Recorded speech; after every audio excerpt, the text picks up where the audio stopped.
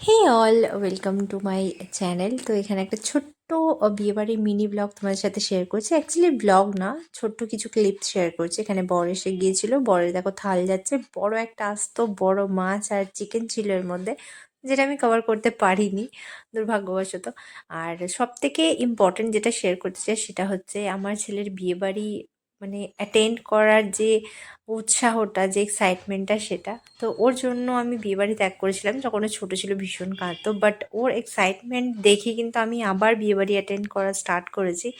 তো এখানে অনেক কিছুই ছিল মেনুতে।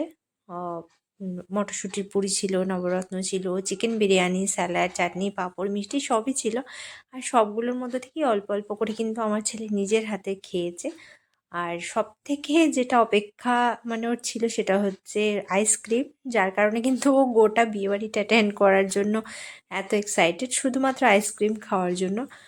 আর এখানে অনেক কিছু ছিল, মেন কোর্স কমপ্লিট হয়ে যাওয়ার পর তারপরে স্টলে অনেক কিছু ছিল, জিলিপি, ফুচকা, তন্দুরি চা, পান, মকটেল। আমার ছেলে মকটেল দিয়ে ফিনিশ করলো।